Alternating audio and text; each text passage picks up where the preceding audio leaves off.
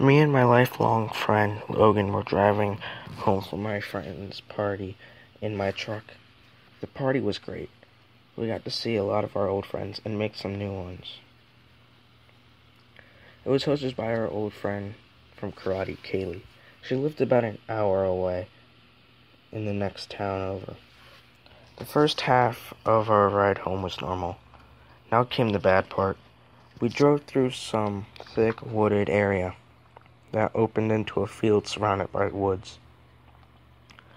Since there were no houses, there were only a few streetlights. I heard a thump in the back of the truck. Logan looked back to see a tall, dark figure. I could make it out to be a lady. She walked toward us. I looked ahead to see how far we were to the next streetlight so I could see what this thing was. We would be passing under the light within the next 30 seconds. I looked back before we passed under the light. I jumped in my seat as her head was pressed up against the back window. We finally made it to the light. The thing disappeared as the light shined on it. Once the light went away, it was there again. All that was separating us was a thin sheet of glass. I could make out the features of her face. Her face looked scarred and burnt. We drove under another light and she disappeared, only to reappear when the light wasn't on the truck. I tried swerving like a maniac to get her off. It threw her off balance. We would have to drive through another part of the woods again. Think of it like a square. There was a field in the middle and woods on either side.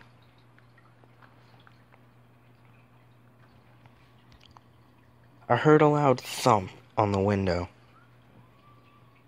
and the sound of glass cracking. I looked behind me to see that she was cracking the glass. I heard another loud thump and the glass shattered.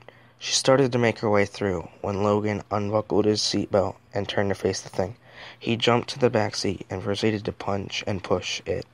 The reason I use it is to describe the thing, and because it wasn't a human.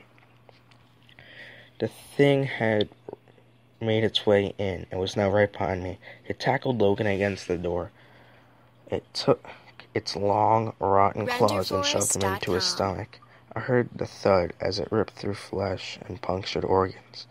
She pulled out her claws and blood squirted out. I figured, I'm done. There is no way I can make it out alive. I unbuckled my seatbelt and looked back at Logan. It had started to devour him. I opened my car door as it looked at me. I jumped out and the car flew into a tree. I tried to stand up, but the car had hit my leg. I started to crawl away. I heard something pop. I looked at the car just as the thing started to get out of the door. The car then exploded. Orange light filled the woods. When the explosion was over, I looked around, expecting it to fly out of the smoke and land on me. But no, that was it. I saw the headlights of a car coming. I tried to stand up, but it didn't work. I grabbed a stick and used it as a walking stick and pulled myself up. I then waved my empty hand and flagged the car over. The car stopped right next to me. He rolled down the window and he asked me what happened. I told him to forget it. He drove me home and nothing happened afterwards. It has been 10 years since Logan's death. I turned on the TV only to see a familiar news report. A car exploded by the woods near where my car was the night before this. Writing. There were no survivors. I wish I would have been able to stop that thing, but now I wonder if there is a way.